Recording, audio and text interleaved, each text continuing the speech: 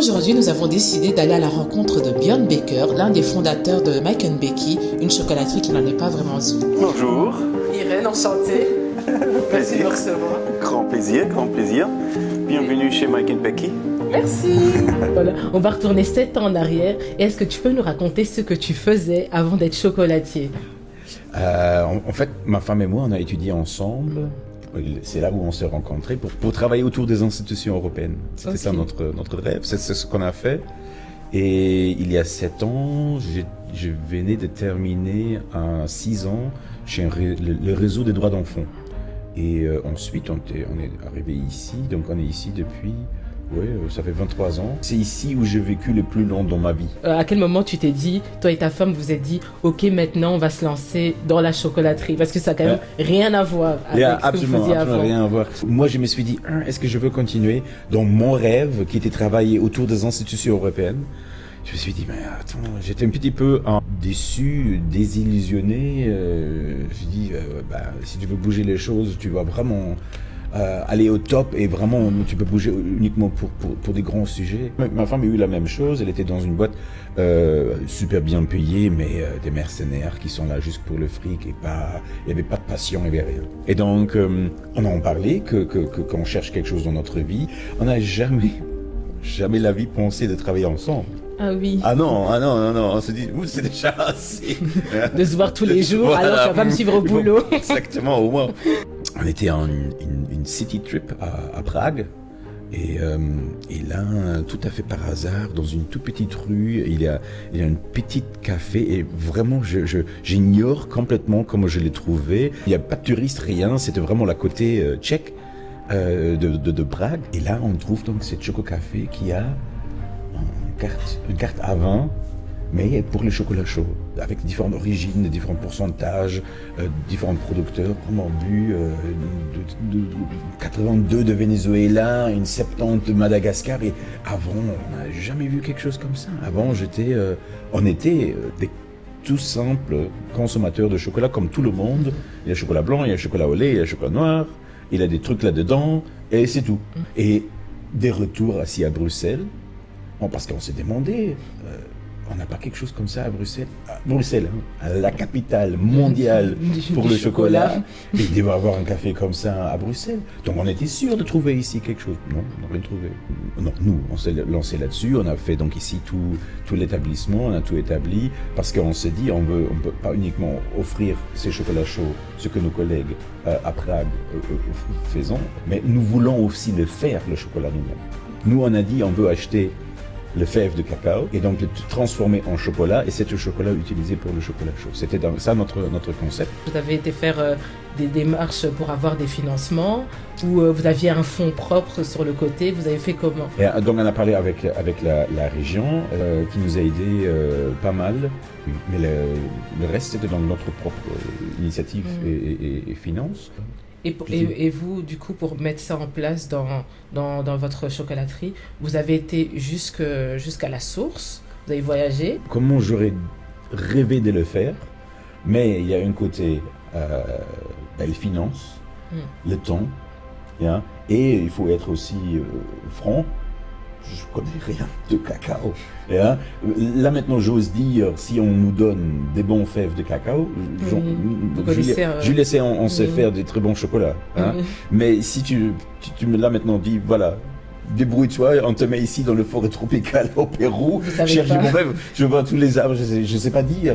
Mais du coup, pour le cacao, comme vous n'avez pas été sur place, comment vous avez fait pour trouver, parce que quand on lance un projet, comment on fait pour trouver le bon fournisseur, le bon matériel? On fait comment, surtout quand on ne connaît pas le domaine. C'est vrai. Ah non, tu ne vas pas aux abattoirs et tu demandes est-ce que quelqu'un a un sac on demande à qui, cacao. Oui.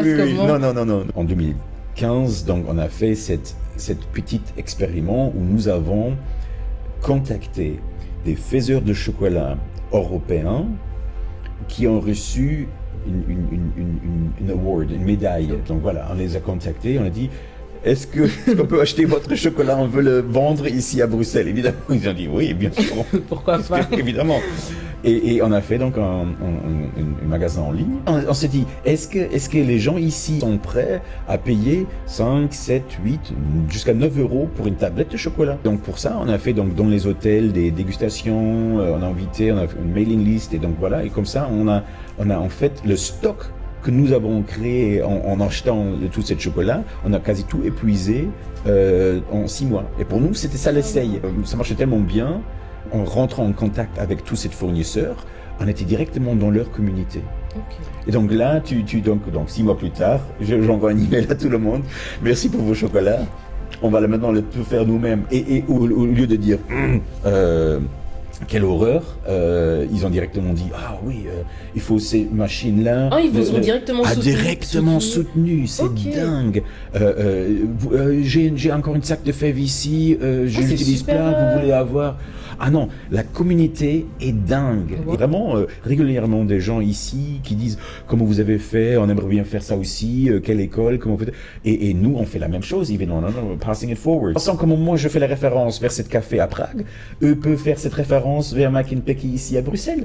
Parce qu'ils sont passés ici, parce qu'ils ont reçu les informations, parce qu'on les a encouragés. Et là maintenant, ils existent. Il y a quelques-uns. Ouf, ils ont plus de followers Instagram que nous. Comment est-ce que vous avez fait du coup pour en fait vous passer du digital en magasin et choisir le lieu et le nom Mike & Becky? Le lieu, on n'était pas certain. C'était sur une bonne piste. On a encore beaucoup de doutes. Est-ce que c'est vraiment ça? Est-ce qu'il faut le faire? On s'est dit, on cherche quelque chose qui d'abord où on peut produire, quelque chose où on peut vendre, mais aussi quelque chose où on peut faire une dégustation. Je me suis dit, pourquoi je ne fais pas les semaines avant Pâques une pop-up store? Donc j'ai voulu juste louer 30 mètres carrés et le propriétaire m'a dit non, ça je ne fais pas. Tu peux tout louer. Et donc j'ai regardé, j'ai dit attends, c'est pas mal. C'est pas mal le truc. Julie a eu l'idée que dès le début, on soit bio, certifié bio. Okay. Donc on a fait cette démarche-là parce que les gens qui achètent bio, ils sont plus ouverts à des argumentations comme contre la déforestation, il n'y a pas de travail d'enfant, oui. Et moins de sucre. Mais pourquoi Mike & Becky? Parce que voilà, évidemment, moi je ne suis pas Mike. Et Julia n'est pas Becky. Les chocolatiers, ce sont surtout les mecs, et ils utilisent que leur nom famille. Et donc, on s'est dit, d'abord, nous sommes une couple, et nous ne sommes pas chocolatiers. Et qu'est-ce qu'on a fait? Donc, on a pris nos noms famille, et on les transformés en prénoms. Donc, Julia, c'est Julia Mikierova, Mike. Yeah. Mon nom famille, c'est Becca. Donc, c'est Becky. Donc, en fait, moi, je suis Becky, okay. Et elle est Mike. Et d'ailleurs, ça fait quoi de travailler en couple? Rien à cacher, il y avait pas mal de tasses cassées.